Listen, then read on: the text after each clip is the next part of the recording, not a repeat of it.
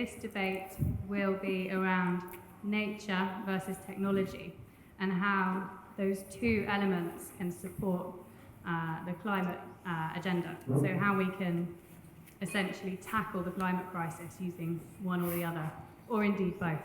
So I'm now going to hand over to my colleague, Mark Brennan, who's a partner at Foresight, and he will lead this debate. Thank you. Thank you very much, Lily, and good afternoon, everybody. I hope you're all fueled up with caffeine and ready to engage in what I hope will be a very interesting and hopefully fun debate.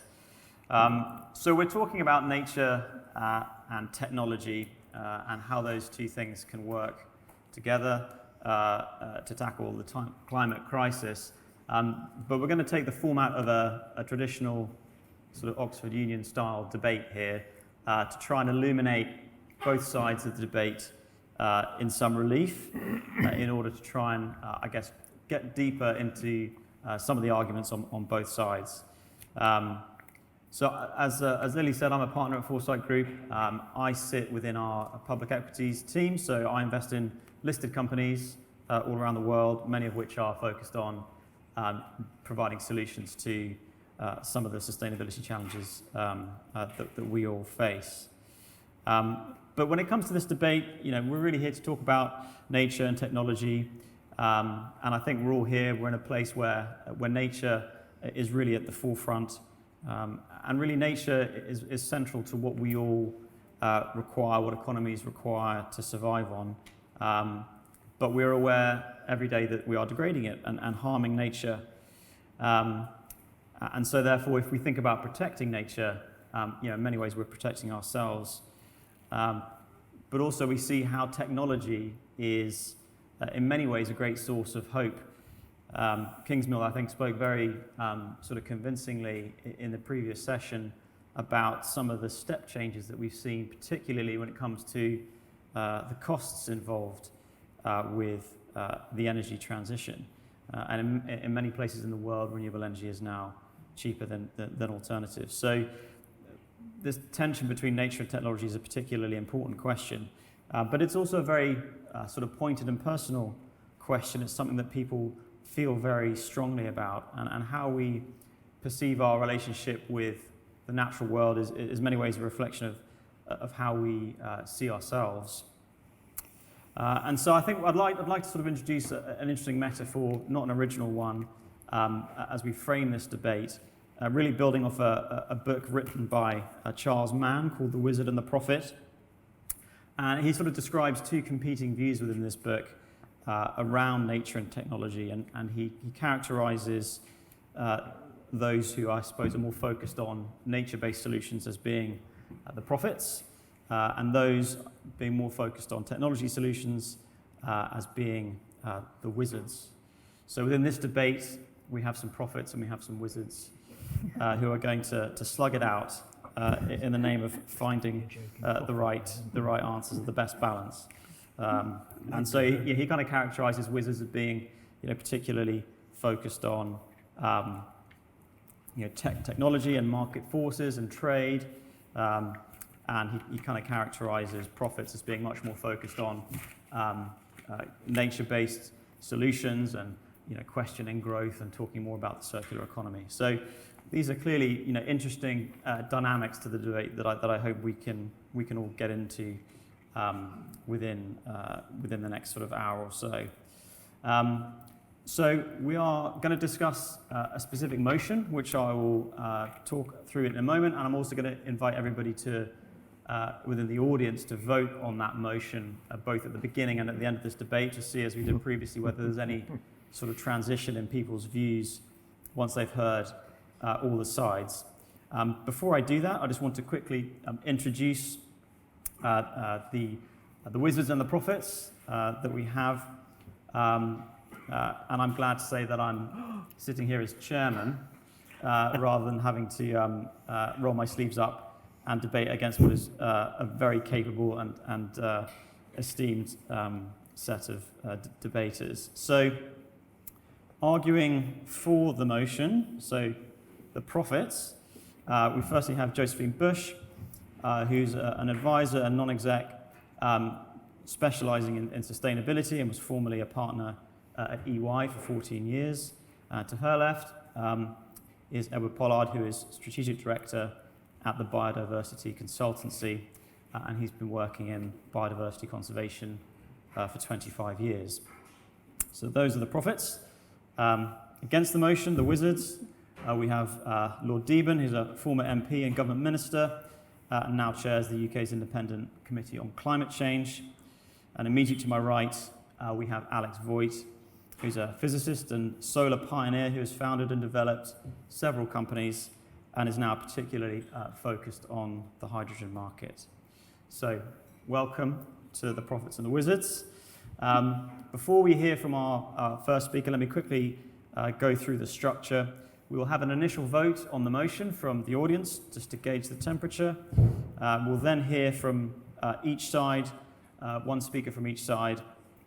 We'll then have a period of time for audience Q&A, and we'll then hear from each of the sides for a final time before closing with a vote to see, again, if the dial is moved by the debate itself.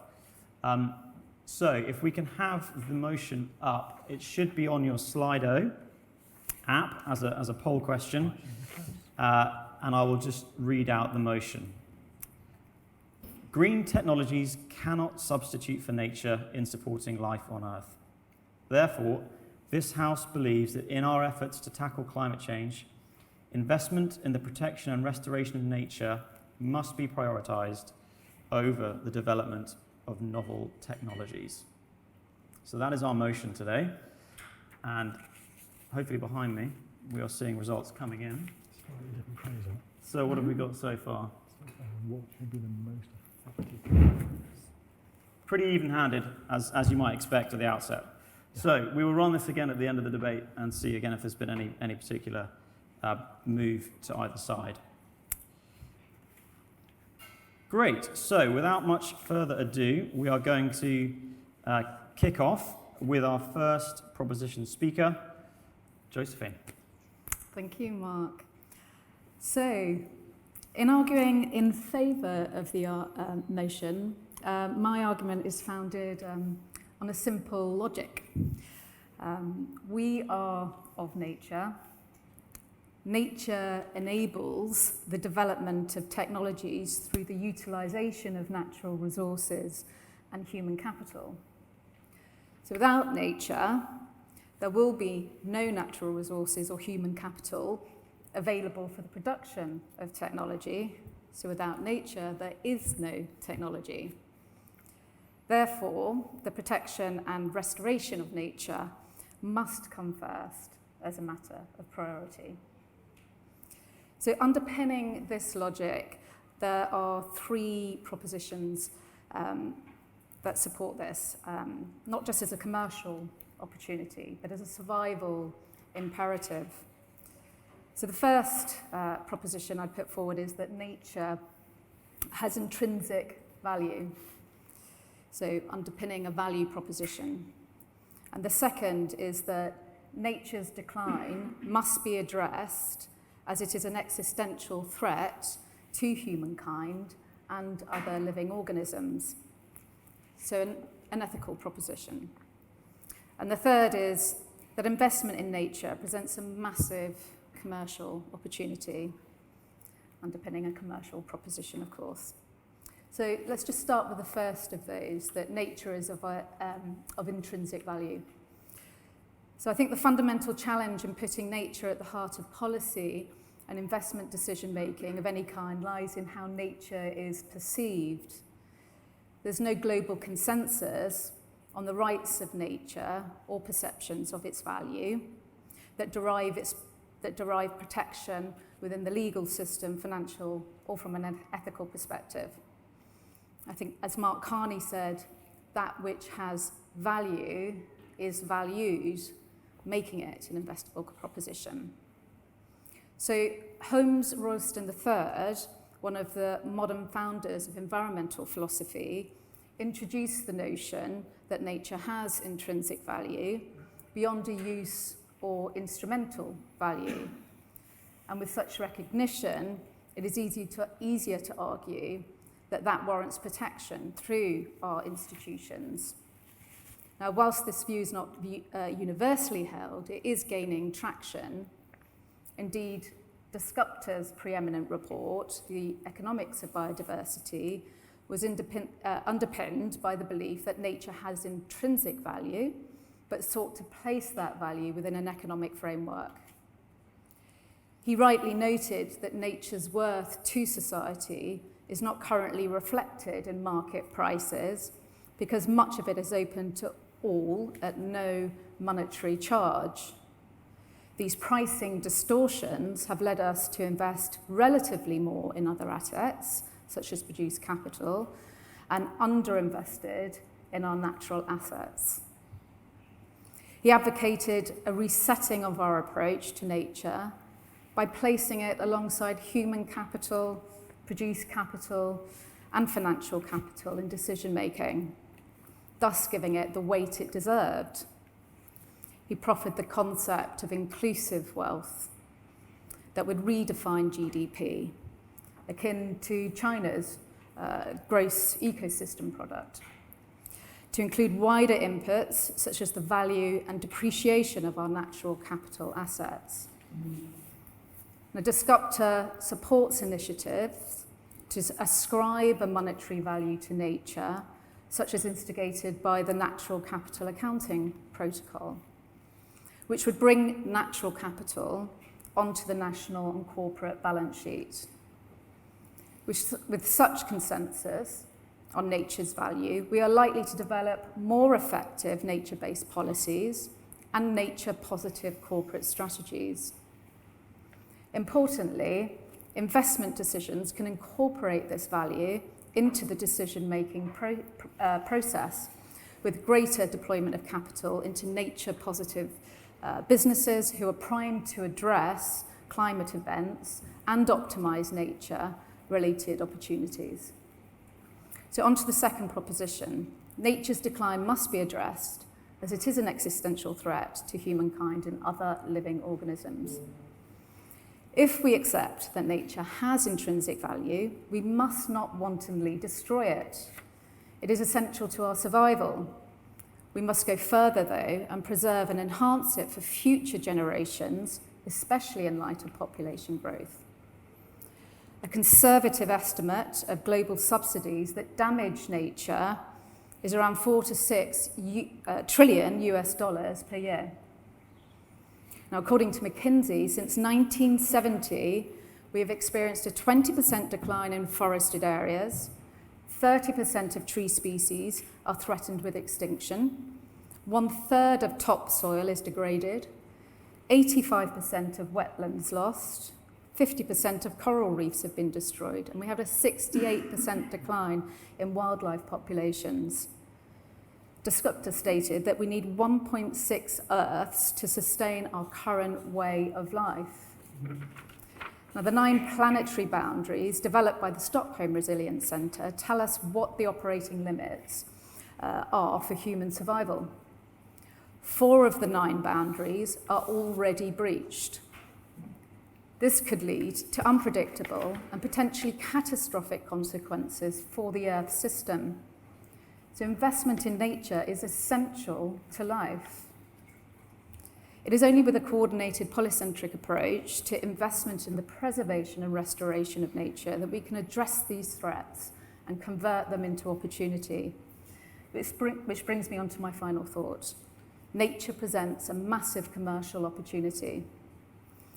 Now, the World Economic Forum estimates that nature contributes 44 trillion of US dollars to the economy per year, with over half of the world's GDP moderately or highly dependent on nature.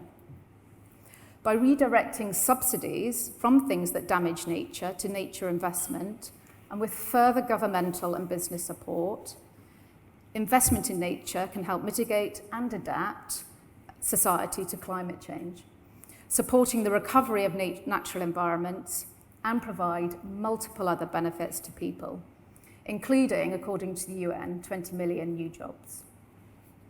Now, the marginal cost of abatement for nature-related investments is relatively low compared to novel technologies, making it a natural strategic option for governments and businesses alike, especially in times of austerity. Now, nature can help build national and corporate resilience, as well as contribute to outperformance. Removing barriers to execution is key, though, and incentivising the right behaviours.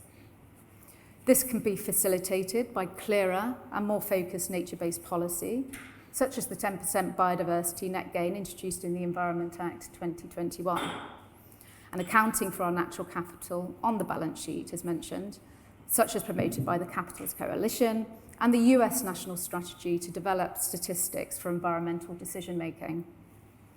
Incentivising investment through subsidy or tax incentives can also play a part, as well as consistency and transparency in reporting, such as that developing with the Task Force on Nature-Related Financial Disclosures. So new business models are emerging all the time, delivering attractive risk-adjusted returns. So investing in nature makes sense as a matter of priority and from a financial and ethical perspective. So to conclude my comments, I would just ask you to reflect on some of the words in today's motion.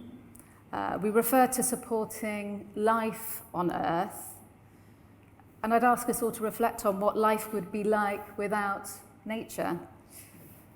We wouldn't be here, or at least the quality of our existence would be diminished. Technology cannot give us the feeling when we witness a sunset, or walk through a bluebell wood, or listen to birdsong. It's only in investing in nature that we can preserve these privileges, and we owe it to the next generation. In fact, it's our duty to do so. Thank you. Thank you very much.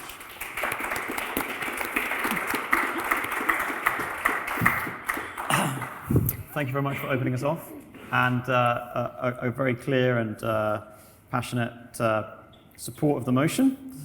We're now going to hear from our first opposition speaker before the Q&A. So delighted to hand the baton to Lord Deben to give us his reflections on technology. Well, thank you very much.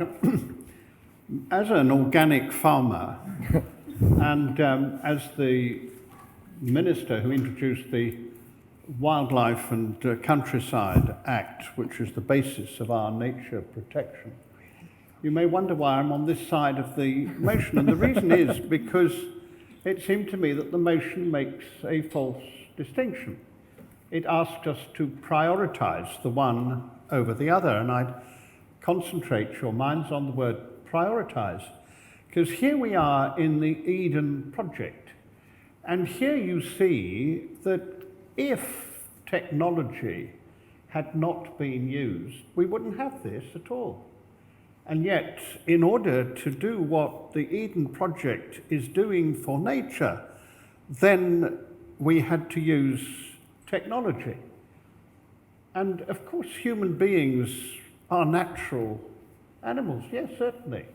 But we're also naturally technical, because what has made us different from any animal is actually our intellects. It is that we can think and that we can work out the solutions. And my biggest demand is that we have now to rethink the way in which we look at the world. And that is really what is happening. It's happening as we bring into operation ways of providing energy which don't destroy the planet.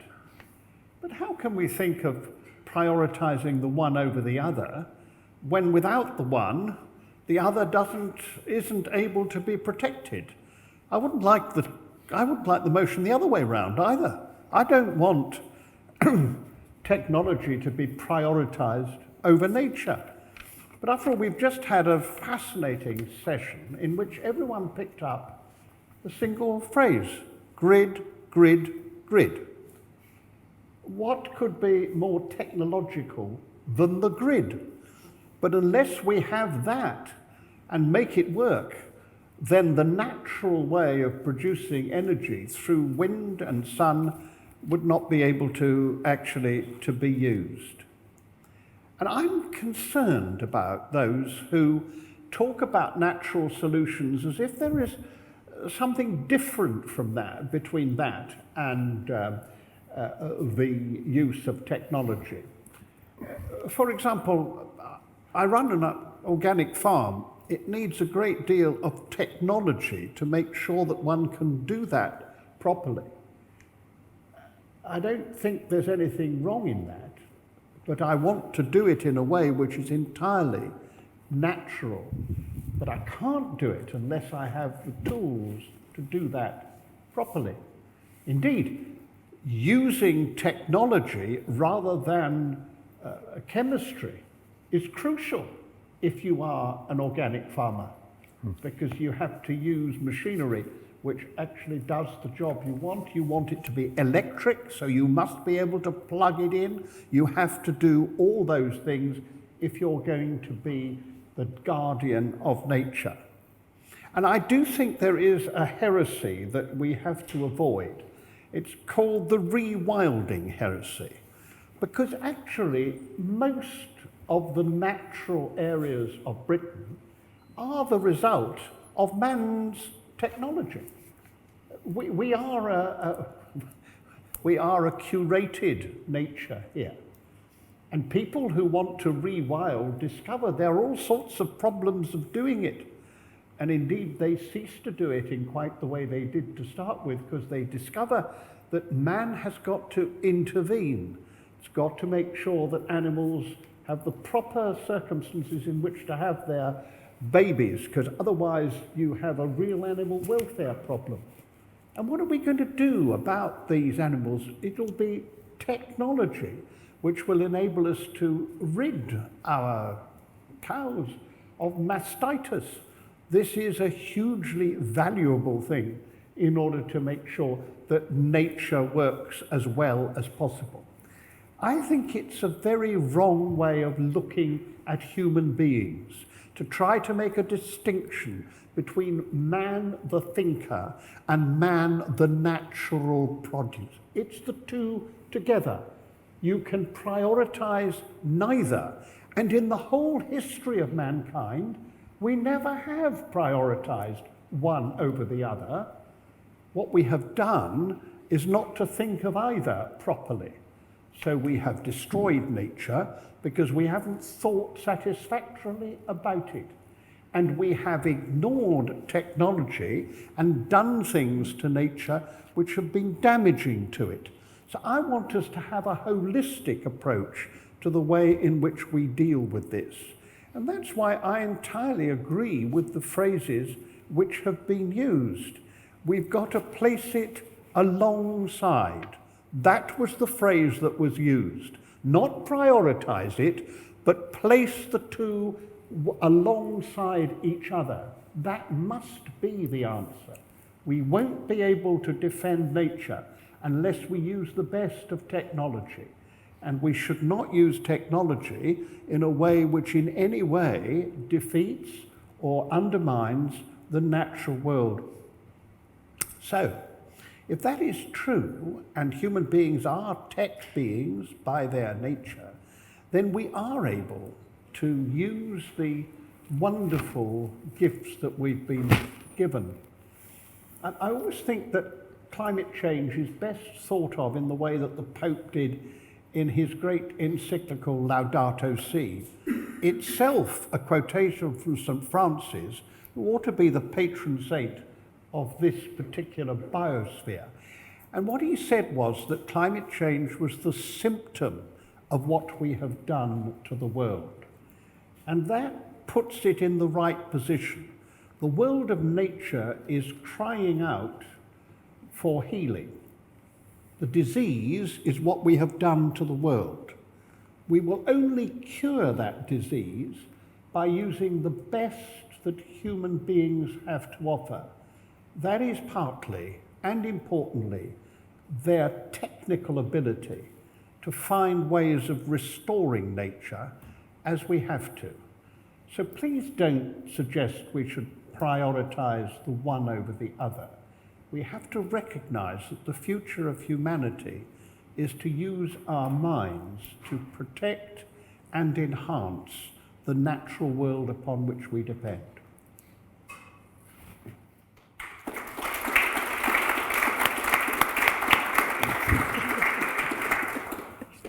Thank you very much, Lord Deben. Now we're going to move into some audience Q&A. And just as we do that, I guess I just want to slightly sort of reframe a little bit the focus and pick out a specific word within the motion which might help us as we move forward for the rest of the debate, which is around novel technologies. And I suppose part of the question mark here is, from a technology perspective, do we have enough already in the toolkit to deal with what we need to do? Or do we need to rely on moonshots, be that large-scale hydrogen or other things, in terms of that prioritization? So I wonder if that might be a seam of questioning. But I'll throw it open to the floor, and if you're watching online, please do submit any questions for either our wizards or our prophets, and we can explore some of these topics before we move to our sort of final two remarks. So, any Q&A from the floor? Stunned silence. We've got one there. Great. I'm particularly interested in the technology side of things. It feels to me from the outside, we seem to have a lot more of it, but we aren't getting any better at harnessing it. Sure, we might have, this is, again, it might be from the outside, we might have, battery storage is a lot better, etc. But we aren't able to match the power of what we have with the leap that we should be making. And I, at this point in time, my Lord, I'm afraid to say my vote might be going that way. So I'll need some convincing. Well, I don't quite agree that we're not doing it properly. You're absolutely right. And if that were the motion, I would be on your side. But that isn't the motion. The fact is, we've got to learn to enhance and look after nature, even if you take the other side of the motion. That's what we've got. We're not doing it properly now. So we've got to learn to do it. The question is, how do we do it? There are many things which we won't be able to do without using technology, of improving our technology. For example, I just take my question of organic farming. Now, at the moment, you spray stuff, that's what farmers do, and get rid of the weeds. We now have technology which enables the machine to recognize the weeds and pull them out so that the crops can grow. Now, that is a technological innovation which replaces vast numbers of people who used to have to do back-breaking jobs of pulling the weeds out. That's why we started to use weed killers, which are so damaging. So in order to replace that and still produce the food that we need, you have to use technology. My only argument is that we need that technology to solve the problems, many of which we've made ourselves. Now, if you want to enter into the problem of original sin, which is what you're really doing, is the problem with human beings is that the good that we would, we do not, and the evil that we would not do, that we do. And every generation has got to learn again a way of trying to use the strengths that we've got as rational beings in a good direction. But that doesn't mean you prioritize the one over the other. We just have to learn again some of the lessons which our forefathers knew, and foremothers too, in case anybody thinks I'm being in any way chauvinistic. Thank you. Delving into some theology there. We're going deep. Next question. Hello, this is Katie from the Biodiversity Consultancy. I think on which side is going to have solutions, from where I'm looking, it seems like the most likely contribution is going to be the one that makes the most money for the most people. And at the moment, that is definitely on the side of technology. Nature, conserving nature isn't necessarily gaining people that much money at the moment. So I was wondering if the panel could talk about what are the solutions to get investment and income from protecting nature in a way that isn't going to, harm human rights and affect people's livelihoods in a negative way, but in a positive way rather? And is technology part of the solution for getting income from protecting nature? Well, I think Ed's going to say something in his... Sorry, did I jump the gun? We don't want to steal his thunder about some of the solutions. But I think this idea that nature is of intrinsic value is fundamental to some of our thinking here. And it's why Dasgupta was trying to place it within an economic sort of framework to say that there is a sort of commodity value to nature that we need to sort of get global consensus on in order that we can look at it as an investable proposition that can deliver a return. Because at the moment, obviously, we're utilising our natural resources, or many of our natural resources, for free. So the policy landscape, the economic framework around this, the value system we place around this, all need to come together in order to build something that is investable. And some of those things are happening, driven by policy. So policy is critical. I might step outside my role as chairman very quickly, just because I think it's a really interesting topic. And I think one area that there's a lot of interesting work happening at the moment is a lot around how markets price certain types of nature-related risks, like biodiversity, for example, and for markets to be properly efficient, and therefore capital to be allocated properly. A lot of how we price these nature-related risks, I think, is really key. And I think, as I say, there's lots of interesting things happening on that front, but by no means there. Sorry. I'm chairman again now.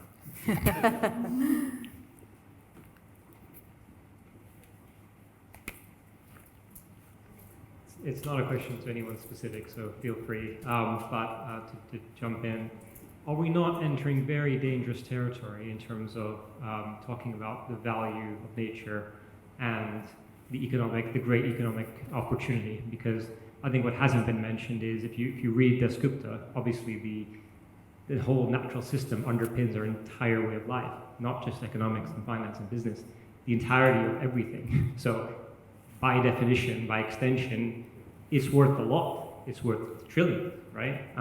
But the problem is in the time dimension in which we speak, if you talk about nature having value, there might be something, i.e. cutting down the trees, ripping out the resources that will then trump the natural value in a temporal time that's shorter, 3 months, a year, 6 months, whatever it may be, 5 years. So isn't there a risk that the time dimension comes in and bashes this argument on its head, just as we've been doing for the last generations, and destroys nature? Because now we're saying, hey guys, it's the biggest economic opportunity of our lifetime, we can make so much money from it. Well, guess what? You can make more money short term by trashing it, which is what we've been doing.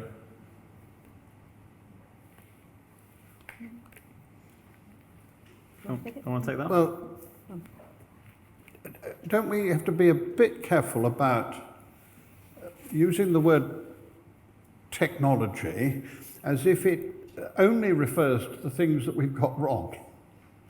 And what we have to recognise is, it's the point that you made actually, is that if we want to proceed, we have to use all our abilities to protect nature and recognise that we have in the past used our powers because we have been greedy and because we have behaved in that kind of way.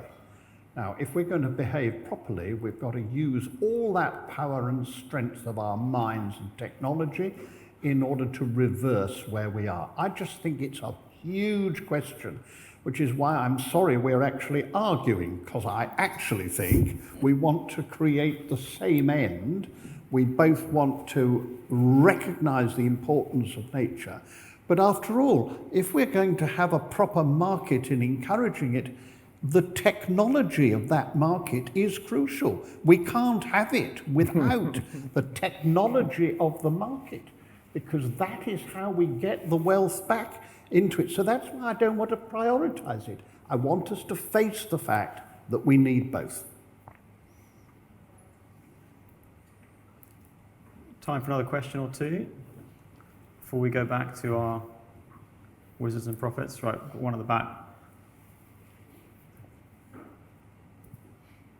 just going to try and challenge the prophets slightly. So climate change is the overarching challenge of our times, and it dwarfs everything else. And we're past the point at which nature can bail us out from climate change. What we need to do is rapidly decarbonise our entire economy. We need to sequester as much carbon as we can permanently. And whilst it's great to plant trees, that's not a permanent store of carbon. So right now, we need to invest everything in technology, and then once we have solved climate change, then we can start to restore nature, and the technology will play a role there as well. I think I'll start by challenging your original comment that climate change is the overarching issue of our times, and I would say personally I think biodiversity crisis is the overarching issue of our times, and we can't ignore that while solely focusing on climate change.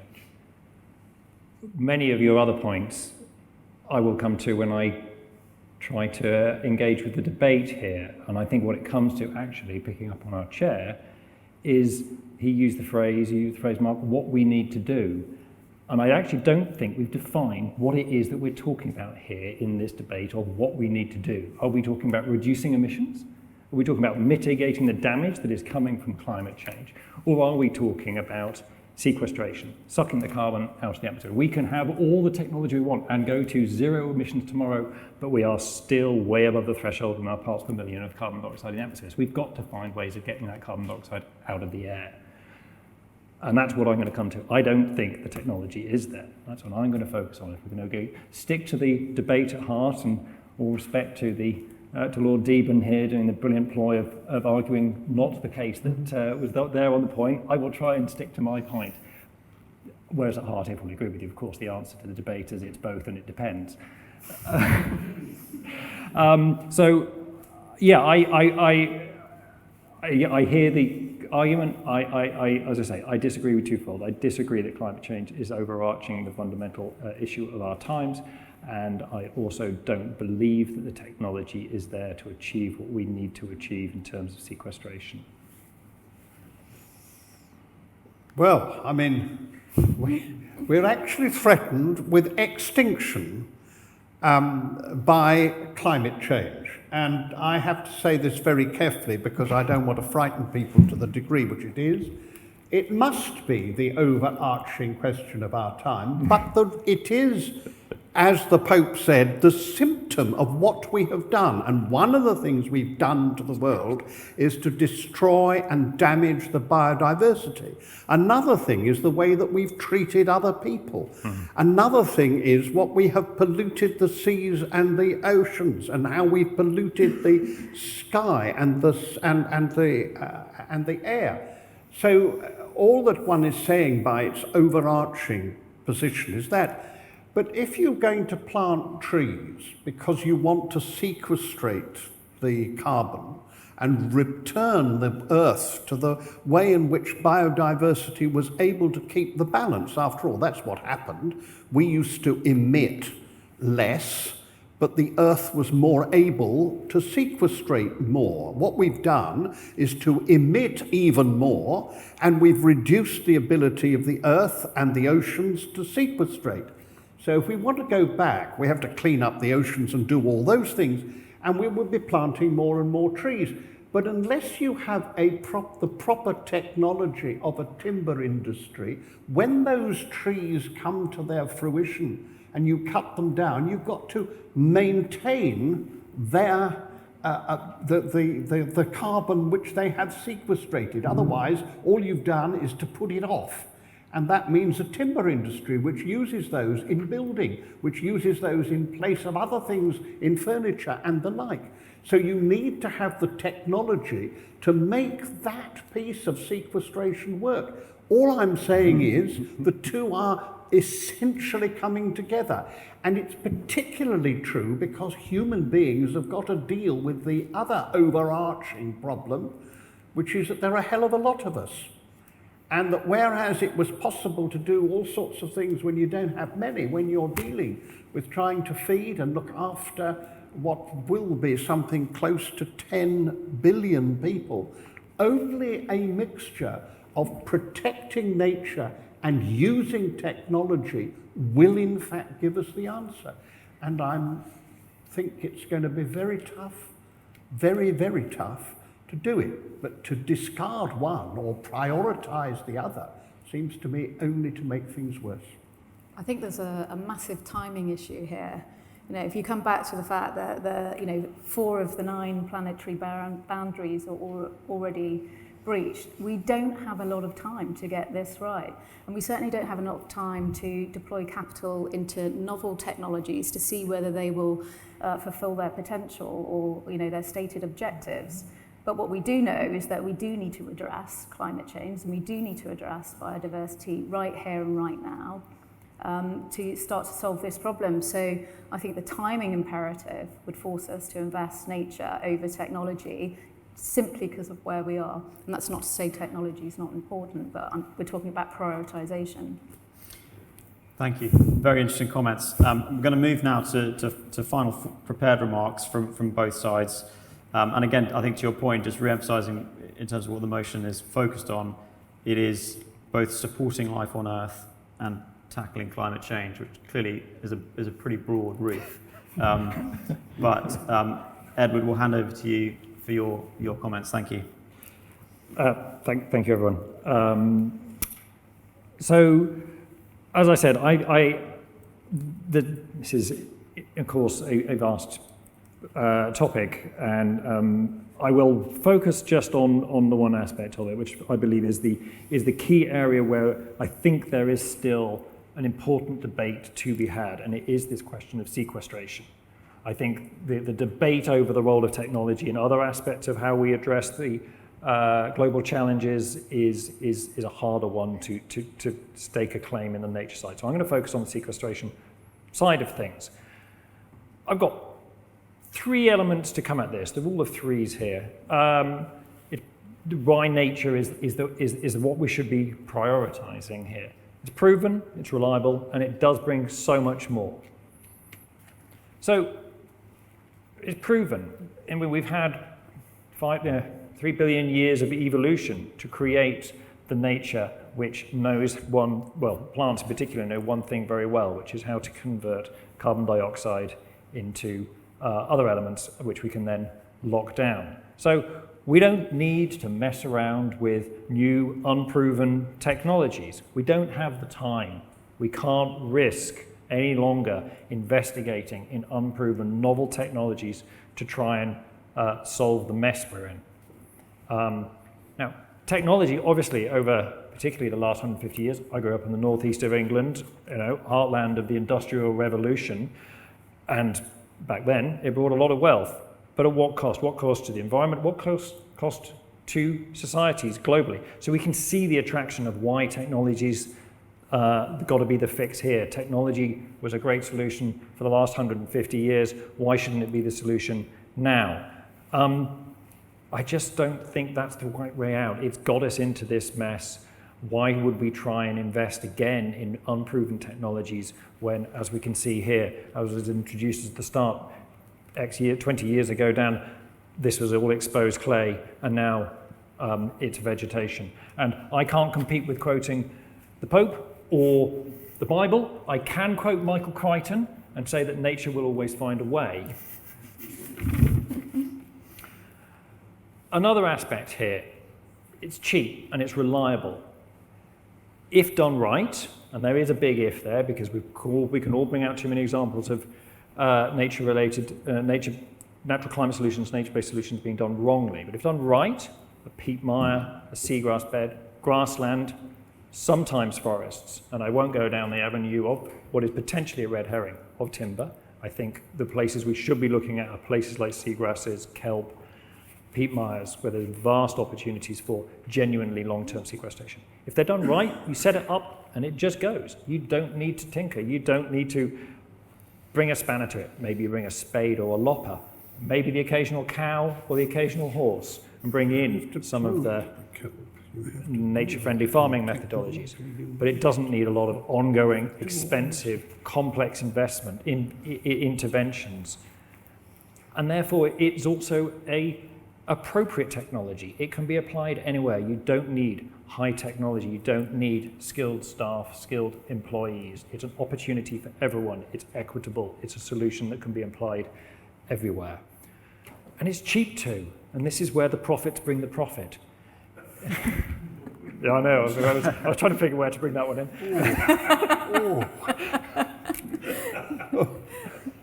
I was never an MP. And so there may not be the margins, but there are profits to be made, and they're long-term and they're sustainable because I said you just plant it and it should just go. So these are low-cost, long-term, good return solutions that don't need a lot of tinkering. You can just point them in the right direction, and nature knows what to do. And then there's the co-benefits. I'm at heart, I'm a nature conservationist. Tomorrow afternoon after we're done, I'm going off to Bodmin to look for rare butterflies. That's what I do. And you don't get that from technology. You don't, actually you do, my brother goes off looking for steam trains, but you don't get a lot of people going off seeking out technology. You don't get people getting all of this well-being benefits from visiting a wind farm and going, wow, isn't that beautiful? It fills my soul. The biodiversity crisis, that can only be addressed through natural climate solutions. We are in the midst of a catastrophic breakdown of the biosphere. Just yesterday, a paper came out documenting yet again for the umpteenth time the decline of farmland and birds across Europe as a result of farming technology largely. So again, it's the good or bad technology sort of thing. So these co-benefits. But then there's climate co-benefits as well. The use of nature to mitigate the impacts, for woodland to control flooding, for seagrasses or mangroves or salt marshes, for minimizing the impacts of sea level change and coastal erosion. And then fundamental day by day. We all experienced the extreme heat last year. What better way to try and get out of the heat was we were all seeking out shade and gardens and trees. We weren't sitting under an umbrella. We were trying to find the cool of a woodland.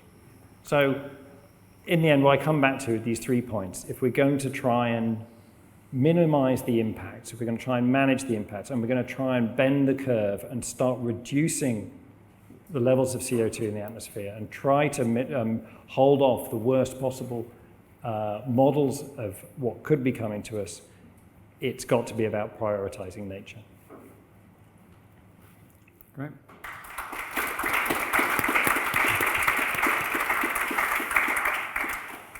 Thank you, Edward. And we now go to our final speaker, Alex, who is for the Wizards. Alex, over to you. Yes, that is not an easy job. But I'm fighting for the technology because there's one single reason technology works. It works sometimes even better without nature, if you look to space tech. And if you understand technology as an engineered system that was created with tools, and you don't frame this engineering and tool too narrow, I think it can help us to survive. And this is quite important for me as a human race. Nature brought itself several times into phases of mass destruction. I mean, we had in our history of evolution, we had several phases where nearly 80% of all life died. This is due to the process of evolution. It has nothing to do with technology. And a great teacher in my life was a guy called Gregory Bateson. He wrote a book, Mind and Nature, Necessary Unity. And in this book, I read a quote. I might bring a quote. It's the creature that wins against its environment destroys itself. And this is the case. This is what we are doing. It is in our mentality. For me, it's not so much a distinction between technology or nature. It's us that are behaving in a way in the wrong way, because what we are doing is we are trying to win against something that is our environment, and by that we are destroying ourselves. I think if you look on what is a tool in my sense of technology, a tool, for example, could also be a tree. I mean, in terms of nature, we wiped out the nature in Germany in the Middle Age because we need coal to manufacture swords to kill each other. That's how simple it was. All the nature that you see in Germany, despite a very small piece of old forest in southern Bavaria, is engineered gardens. It's cultivated landscape. It has nothing to do with nature. It is created by humans. It's maintained by humans. The beauty is created by us. We have the food out of it. And the same is true also for the Toscana, which is very often a symbol for the beauty of nature. Nothing is natural in the Toscana. Every tree is designed by some engineer or some artist or however you call architects. And if this tree is dying, another one is taken from a place where they grew up and is replaced exactly in the same size and shape, simply to maintain the beauty of this landscape.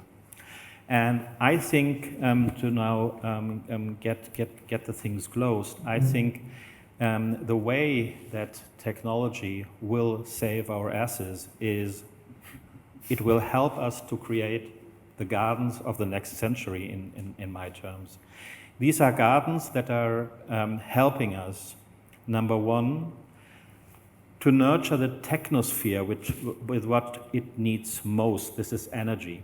I mean, the nature of renewable energy is lying in that it's collected on the land. It's not created in big power plants like nuclear power plants or coal power plants. It's collected on the surface and is then brought together.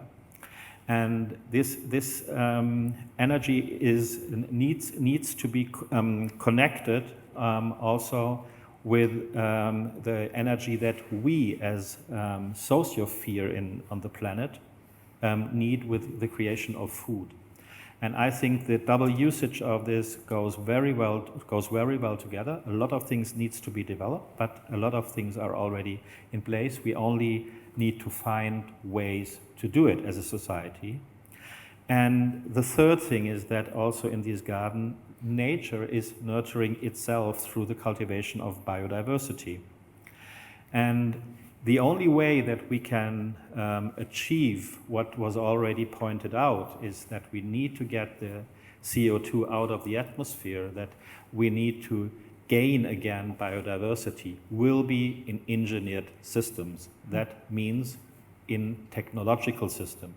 It sounds crazy, but nature will only be a part of it. It is not a less important, but I think in my thinking, we have to bring in the next phase of the evolution, we have to bring what I call the technosphere, the biosphere, and the sociosphere, this is us, together to a system that is from now onwards evolutionizing together. Otherwise we will die, and the way to do that is to invest in creativity, in engineering, in system science, and in getting things done. And when we can achieve that, when we can build these systems that are bringing the three spheres together, I think we can more focus on the thing that we should do, which is, I think, the essence of life, which is celebrating simply the beauty of living. Thank you.